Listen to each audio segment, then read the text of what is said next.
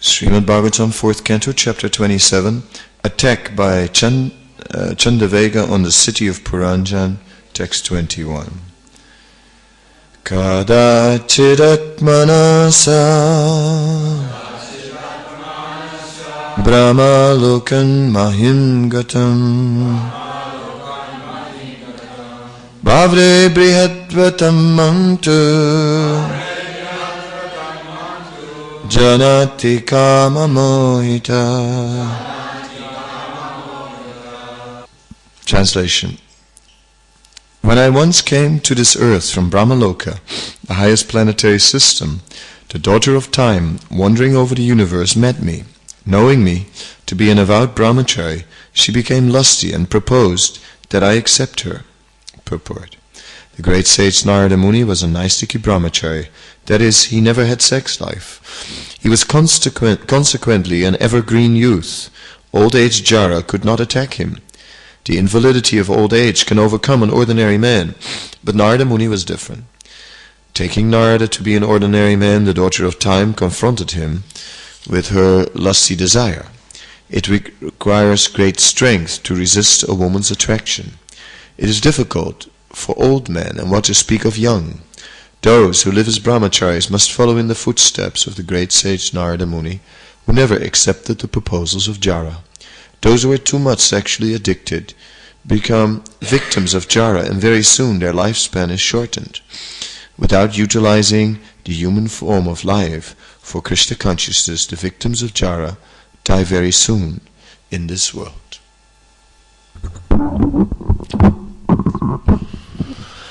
Om Jnanatimirandasya Gnanana Salakaya Chakshurun Militam Yena Tasmai Sri Gurave Namaha Shri Chaitanya Manobhistam Stapitam Yena Bhutale Swayam Rupa Kadamayam Tadati Swapadantikam Vandeham Sigaro Sri Utapadakamalam Sri Gurun Vaisnavamscha Sri Rupam Sagrajatam Sahagana Raganatam Vitam Tam Sajivam Sadvaitam Savadutam Parijana Saitam Krishna Chaitanya Devam Shri Radha Krishna Padan Sahagana Lalita Sivisakam Vitamscha He Krishna Karuna Sindhu Dinabandho Jagatpate Gopesa Gopika Kanta Radha Kanta Namostute Tapta Kanchana Gaurangi Radhe Vrindavaneshwari Vrishabhana Sutta Devi Pranamami Hari Priye Vanchakalpatarubhyacha Sakripa Sindhubhyevacha Patitanam Pavanebhyo Vaisnavebhyo Namo Namaha Shri Krishna Chaitanya Prabhu Nityananda Shri Advaita Gadadhar Shri Vasadi Gaura Bhakta Vrinda Hare Krishna Krishna Krishna Hare Hare Hare Rama Rama Rama Hare Hare.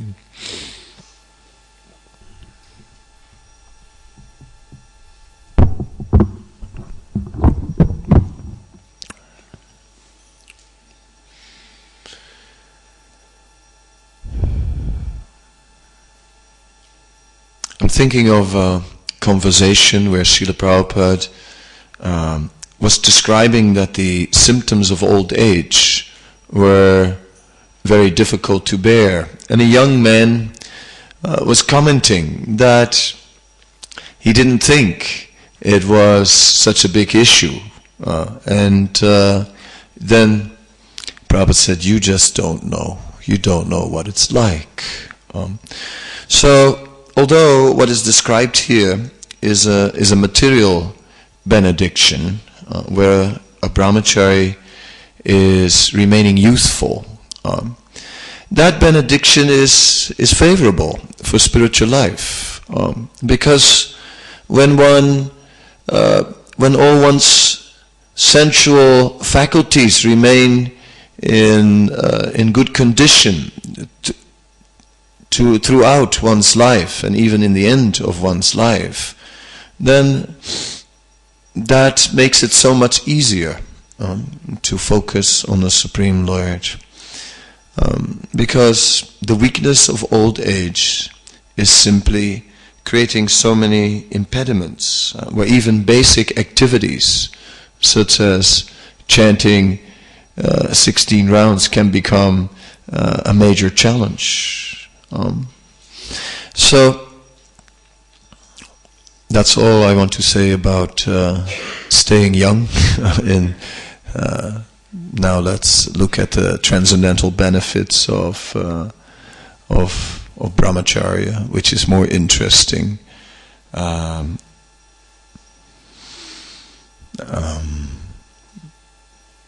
transcendental benefits are several. Naturally, one who is fixed in brahmacharya will gain in determination.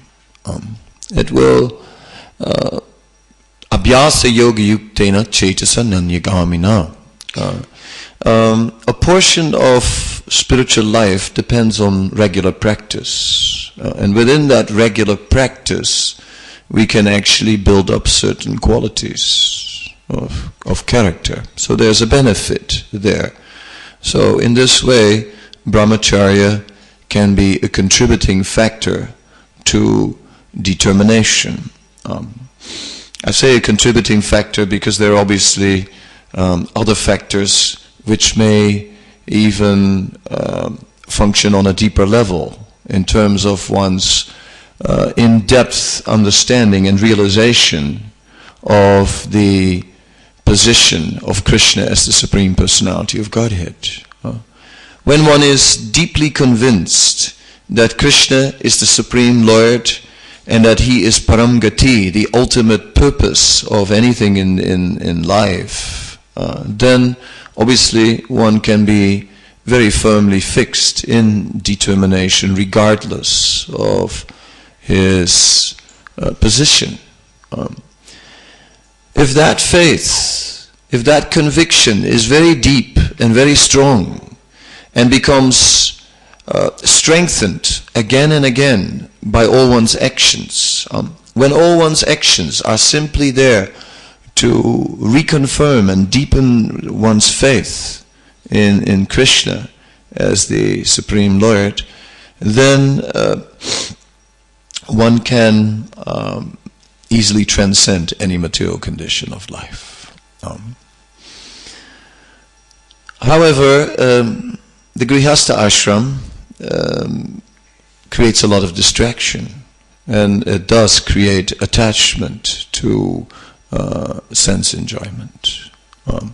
Even kamusmi bharatar sabha, even that sexual activity which is allowed and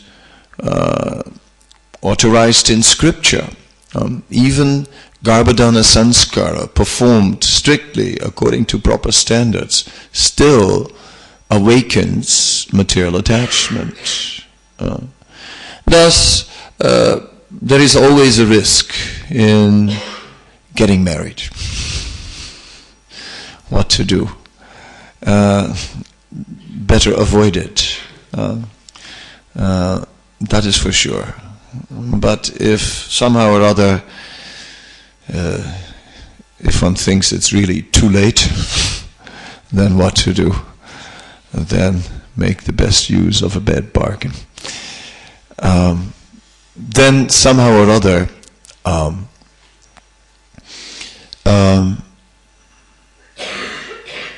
be first class. Srila Prabhupada said that when the husband is first class and the wife is chaste, then married life will be heaven. So as much as heaven exists in the material world and even on the heavenly planets, that's sannyasi's purport. Even on the heavenly planets, still not happy. So what to do? throughout the material world, it remains a place of misery. Abrahma Bhuvanaloka Puraravatino Arjuna. Therefore, our primary interest is to minimize our material needs and to increase our devotional service. That is our interest. And brahmacharya primarily is favorable for that particular purpose. In this day and age, anyway, even the brahmacharis and sannyasis are not living that austere. So, in terms of practicing austerity, which is kind of the prescribed dharma for the ashram, in this age, one has cushions on all sides. So, life is not really making us strong through practicing austerity. The modern society is organized in such a way that it's basically weakening determination, because austerity is so much removed that even the basic struggle for existence has been reduced to having to push a button, which is kind of hurts the finger. So it's difficult in this age to build up strength to practicing austerity. Some, though, are determined to go that route and make sure the bath water is icy cold and the floor terribly hard, and all kinds of other arrangements to make sure that sense gratification is minimized, one sweet a month, and other such, and even that we give up in Kartik. So austerity may be put in the foreground, and we see that Lord Rishabdev is stressing austerity. Nayam deho bhajam nirloke kastan kamam arate vibhutyam ye tapo divyam putraka yena sattvam sudyet yasmat brahma sukyam tvanantam.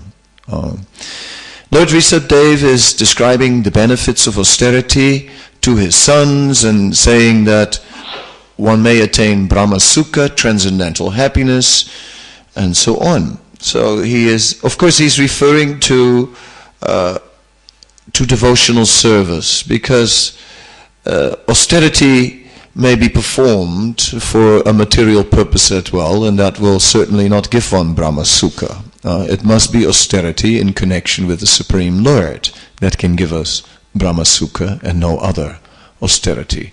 Other austerity could be preliminary, but not more than that.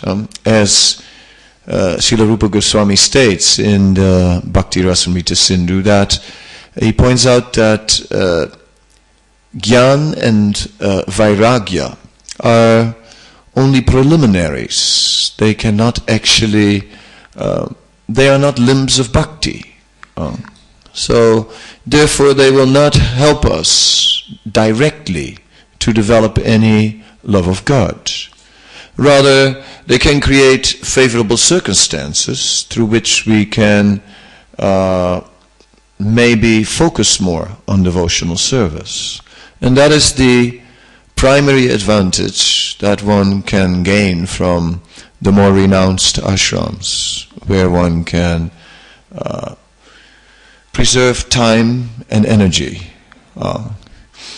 Bhishmadev is saying that if you want to save money, then avoid the association of women. That's one of the instructions he gave to Yudhisthira Maharaj. Again, this is not a sexist remark, but my own realization was that if you want to save time, avoid the association of women. That was when I, after 24 years in a particular ashram, moved on to the next, I must say that the one thing that I discovered was that I had oceans of time. I finished my rounds, chanted the extra ones, I read, and then what? Still had time left. It was kind of amazing how much time. The time difference. There is definitely another time zone in terms of the two ashrams. So that's to be considered, right? So brahmacharya has advantages in terms of time zones. But then again, many brahmacharis, they wind up in twilight zone. Shall I or shall I not? Right? And that's another issue. So unless one... The problem with the brahmachari ashram is that in many cases the door is not closed. And as long as the door is not closed, then there is so much distraction. Once one closes the door once and for all, then it becomes more simple. Because then there's nothing to entertain. There is no question anymore. Because the question can consume a lot of time and energy also. So, therefore, this purport is also indicating that it may be a good idea to follow in the footsteps of Narada. Those who live as brahmacharis must follow in the footsteps of the great sage Narada Muni, who never accepted the proposals of Jara. So it is kind of, in an indirect way, propagating lifetime brahmacharya. And I must say that I think that after a while, that question becomes relevant to a brahmachari. One should not postpone it to deal with that question. One should not, after 20 years, still think, well, maybe I should do it after all, or sort of, or whatever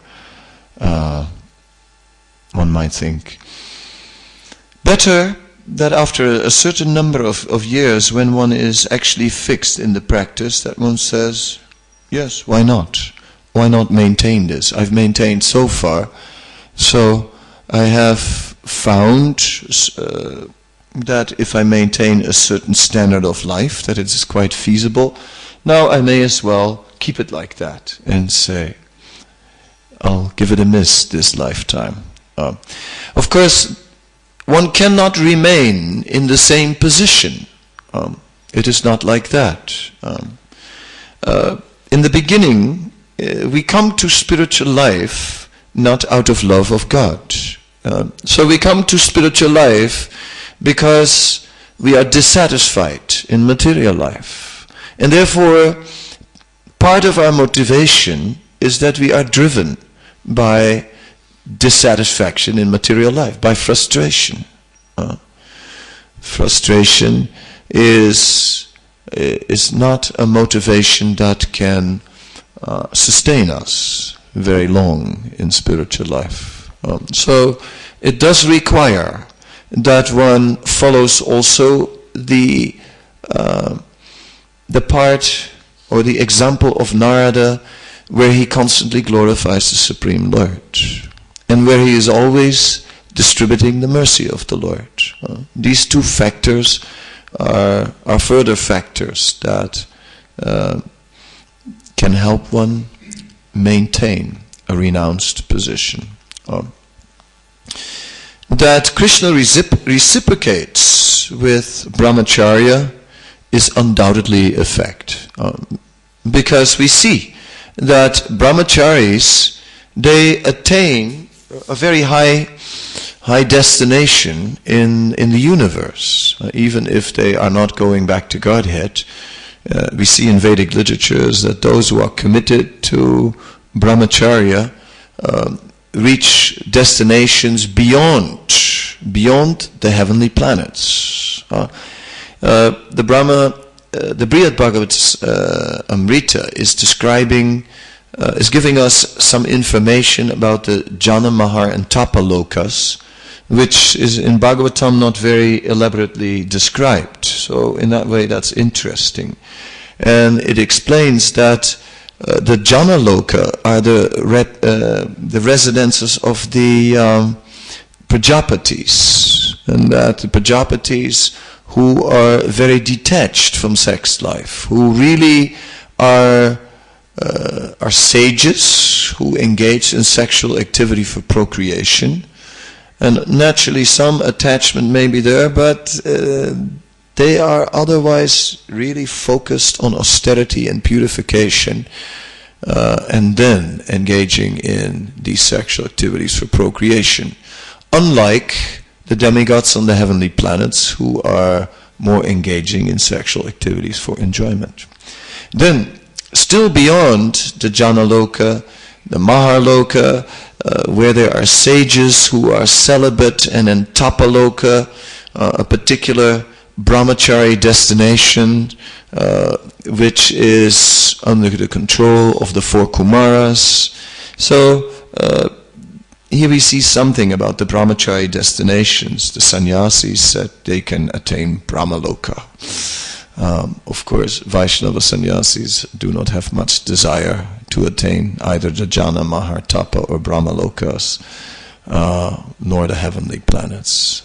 We just want to go back to Godhead. So, but some benefits are there. Although Prabhupada often said that all ladies should get married, he also occasionally said that some could remain single, right? And encouraged some of them also in that direction. It is possible, but it does require a high level of absorption in glorification of Krishna. That must really be our interest, and one must be detached from this material world. Just like in the famous verse, Prayena alpayusa kalavisme yuge janaha, there mandusya mandamatiyo mandabhagya hi upadruta. It is described that in this age of Kali especially, everyone is always agitated, upadruta, always agitated. So there is constantly something in the material world to agitate our mind, non-stop, always something, either in a positive sense or in a negative sense. Agitated by pleasant objectives or by unpleasant ones. So one who is desiring to remain in a renounced position will have to rise above this agitation, and will have to learn to switch off the agitated state of mind and to just be absorbed in the glorification of the Supreme Lord, and to just let go of all other things that cannot be controlled anyway. All the material world will never get it under control. Like some managers begin to hold their head in despair. It's a fact. There is no hope. It's a lost battle.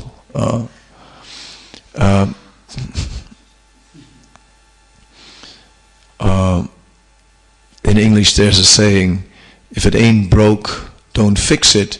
I think we can turn that around. If it is broke, right, there's no way it's ever going to be fixed. That's the material world. It's fundamentally broken, no matter what. It's just, and anyone who is trying to fix it is cracked, as they say in India.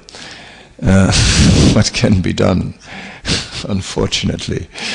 So it's a bottomless pit. Now that Krishna Kshetra is here, I recall the last time we met when we were invited by some devotees to attend a program with a Chinese, Qigong or something, a Qigong master, a lady. And I remember in Berlin, and in Berlin, and she was collecting all the negative energy that was in the room, and everyone had to just take the negative energy out of their consciousness and throw it on a big pile. And then, if you wondered, yes, but what about this huge pile of negative energy? No problem. The Qigong lady fixed it quite expertly. At one point, she took that whole pile of negative energy and threw it all in a black hole in the universe.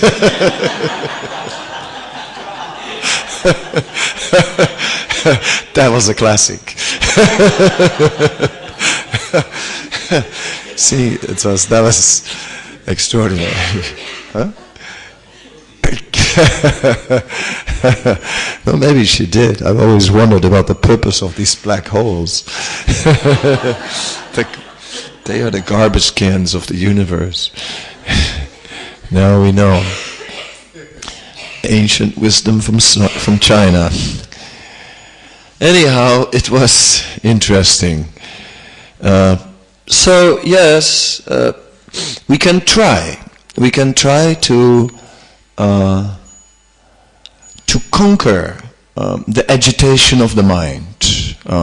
Maybe Qigong is not the ideal approach. I'm not advertising. I would say it takes some practice and some willpower to just detach from the mind and to leave it. It can be done when one has no faith. Like one of my favorites is the statement of a declaration of no faith in sex. I like that because sex is ringing at our doorbell from time to time, and is back again. And just when you thought that it was all over, there it is again. Sexual agitation. I'm back.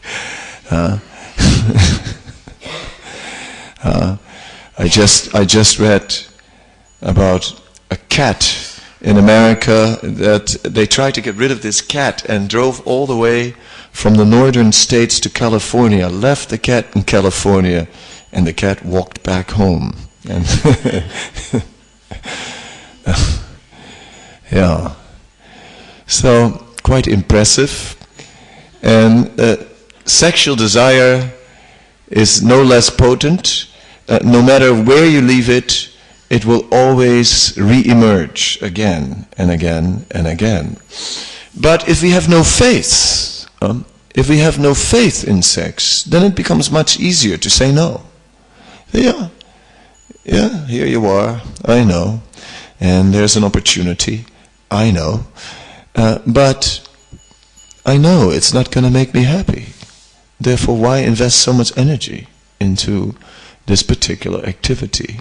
That is the basic principle of brahmacharya. No faith in sex. It's not just from take a piece of wood and put it between the teeth. That at the time of entering the brahmacharya, here's your saffron cloth and here's your little piece of wood.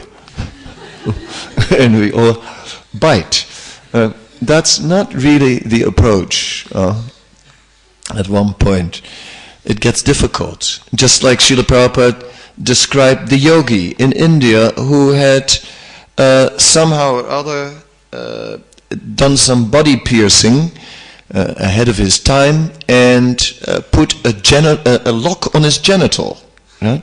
And walked around naked with this huge padlock on his genital. And Srila Prabhupada raised the question. He said, that is very nice, but the question is, who has the key? Which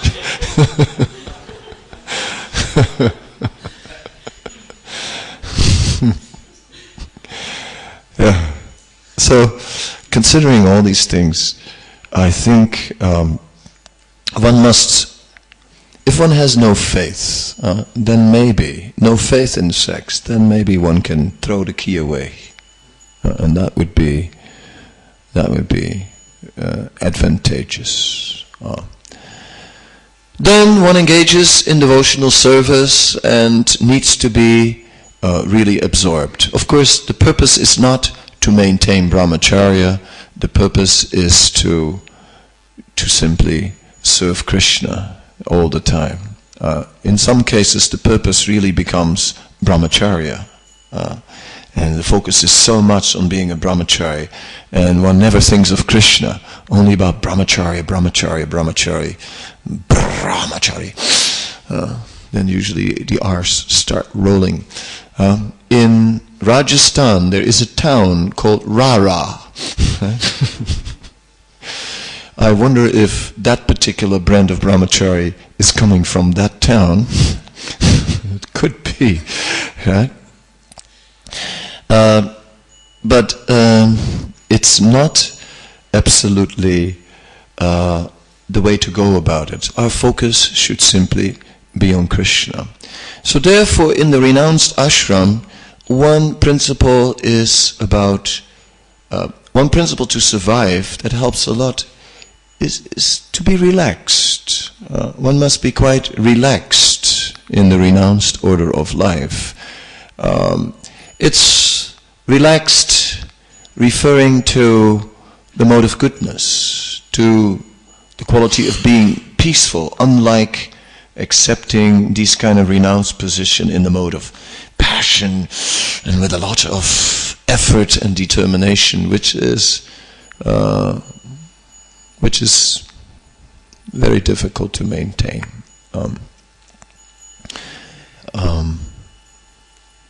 I have in the past taken up the topic of the determination of the kshatriya and the determination of the brahmana in relation to Karna, who was displaying the determination of a kshatriya when he had satisfied his guru Parsuram, and Parsuram was sleeping with his head on his lap. Indra took the form of an insect with a huge Black & Decker drill on its nose and drilled a nasty hole in the leg of Karna.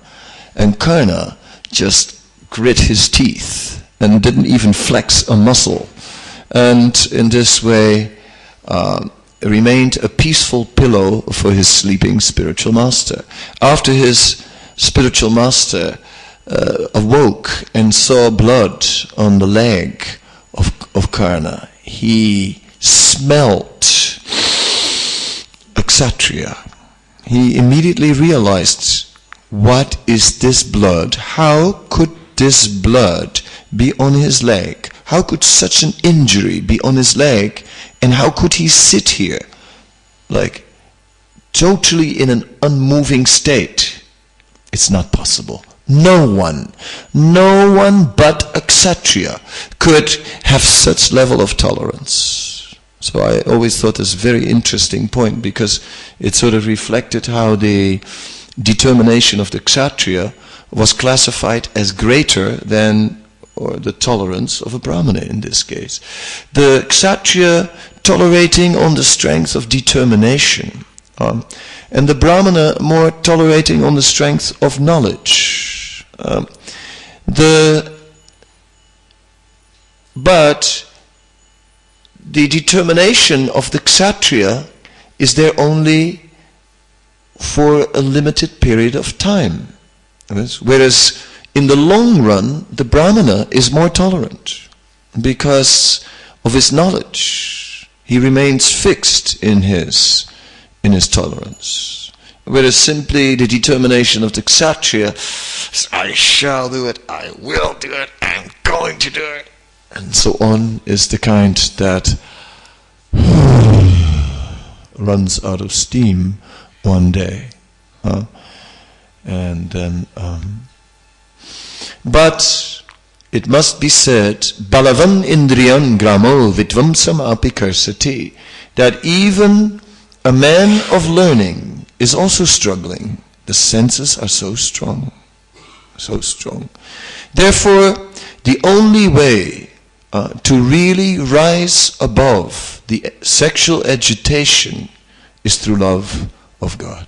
There is no other way. And until we come to that stage, we can never rise above. That is the situation. So,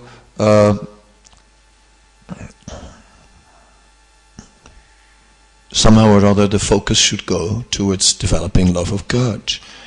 And love of God is attained by devotional service, particularly out of all these 64 aspects of devotional service. We have to chant the name of the Lord as the primary process. And Sri Chaitanya Mahaprabhu, along with the chanting of the holy name, added one principle.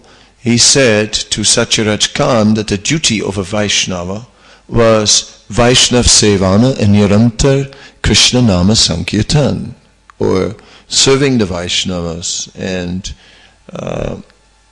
to incessantly chant the holy name. Because by serving the Vaishnavas we can attain blessings. And these blessings are very important, because all the Vaishnavas, as a result of their service, the goodwill of Krishna rests upon the Vaishnavas. So, therefore, Vaishnavas, they can attract the mercy of Krishna. And, ultimately love of God is a gift.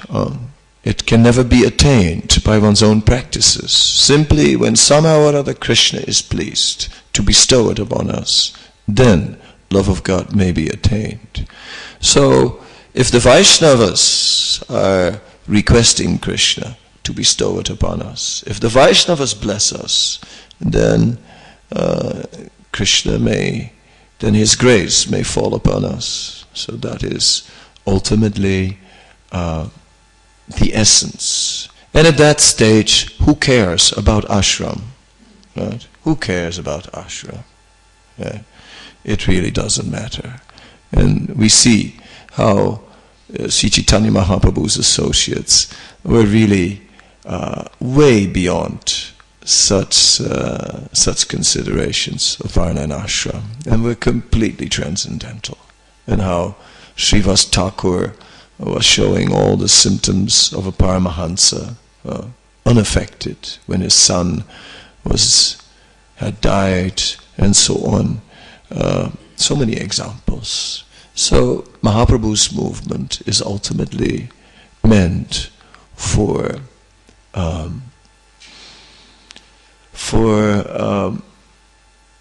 Tivrena Bhakti Yogena, engaging in pure devotional service with great force, to really make a great effort in devotional service,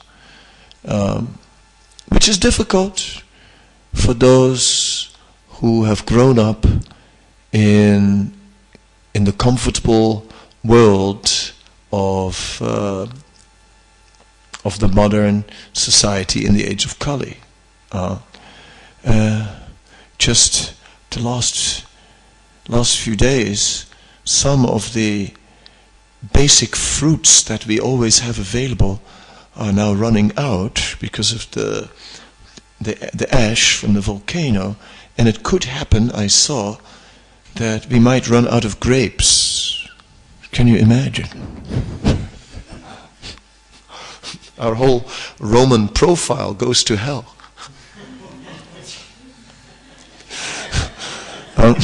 So, what to do? It's getting rough. It's getting rough, and predictions are there is more to come. I mean, we advise all the passengers to keep their seatbelt fastened all the time and to keep the brace position in mind. It looks like it's gonna get rough one of these days. That will be interesting. I'm looking forward. It's been very boring for a long, long time, and I really wouldn't mind a bit of a change. The year 2000 was a total letdown as far as I'm concerned. And I really hope that 2012, that 2012 is going to offer us a better program, if possible. Yeah. And otherwise, we have our devotee astrologers who come with 2013, just in case 2012 misses out. Don't worry, we can still, 2013 is still on the cards. If you're interested, we'll forward you the predictions, which is disaster till 2050 or something, at 2049, and then everyone will start to get more spiritual. I'll be dead and gone, but anyway, that's okay. For the young whippersnappers, we wish you a happy future.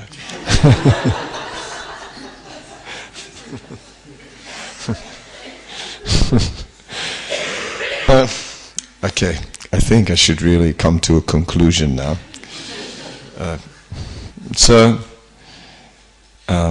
Brahmacharya is a good thing, right? Even naisthika-brahmacari is also something to keep in mind.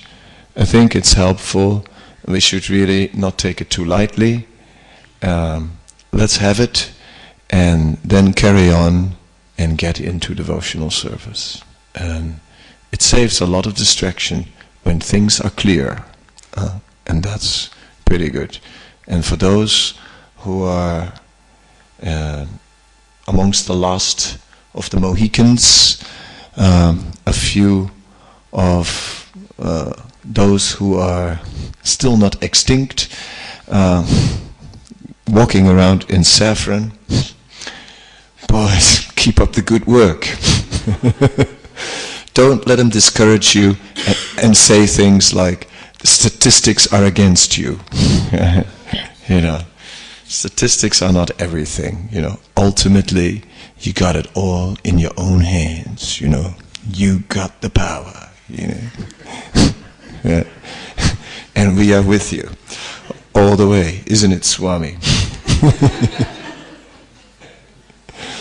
Yadunanda Maharaj is very active in organizing the second European Brahmacari Convention, and Krishna Kshetra Prabhu will be one of the keynote speakers, I have heard. In short, the support is there. Yeah. We're with our team. With these words, on a high note, I'd like to end, and if there are any comments, questions. Maharaj, would it be that for managing community which is mostly consisting of grihasthas, Is grihastha ashram is what? more suitable? More suitable for a manager. You could make a case, when Priyavrata was due to become a manager, it was recommended that he should enter into the grihastha ashram.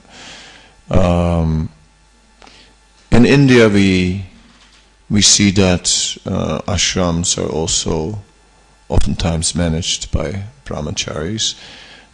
If a brahmachari would manage an ashram, he would do well to create buffers between himself and women. But any manager, for that matter, if a male manager might as well, even if he's married and even if he has already 5 wives, still it might be wise to create buffers between himself and women, and maybe even between himself and his wives. Buffers are good things in this world, recommended. A manager must create buffers between himself and problems. And not that I indicate that women are problems, although Australians call the wife the trouble and strife. They say, how's the trouble and strife? That means, how's your wife? I don't necessarily ascribe to the Australian view, but just kind of totally objectively are presenting some some views that are out there within the spectrum, because I'm too tired to enter into a debate or to receive more email, so I'm neutral this morning.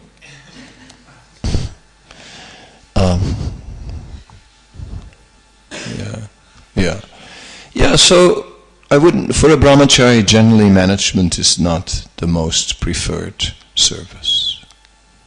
Better be involved in preaching. And the managers should also consider that and keep the brahmacharis away from slugging it out with the agitating material energy. Because management is like that. You deal with this difficult material energy all the time, which gives you all kinds of headaches. And then it's very difficult to switch off the agitated mind. And then the tendency, and it's a very common syndrome that after a big meeting you want to eat a big piece of cake. You know? It's like, it happens often. And one sees that also. The lunches that go with big meetings are oftentimes extravagant. It's not surprising, because there is just a lot of mental torture that one has to experience sitting in a meeting. You see that in the drawings that come out on the notepads,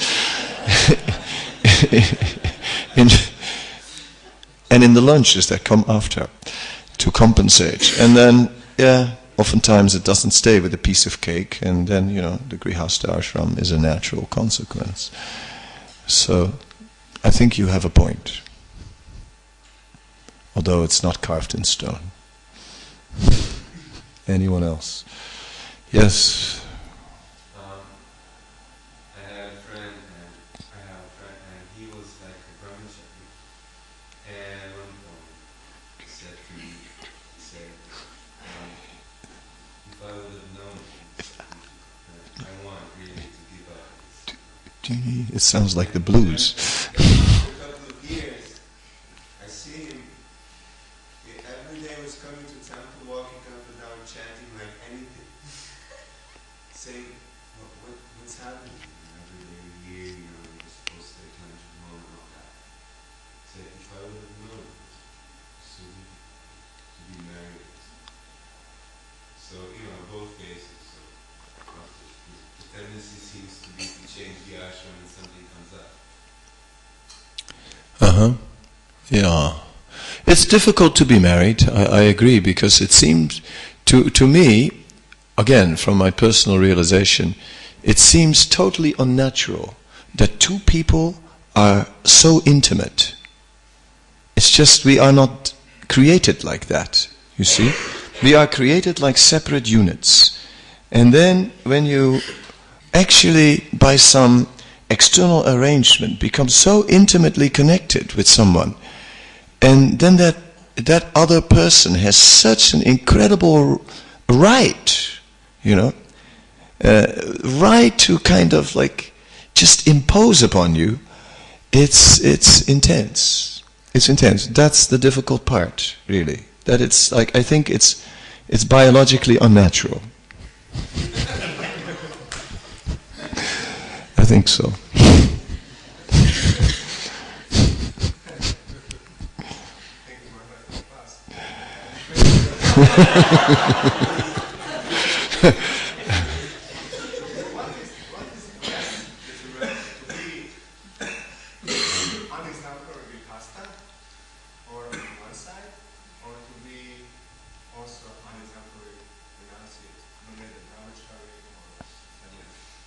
Unexemplary. I mean, I missed. If there are a few uns, I couldn't quite hear how many uns there were.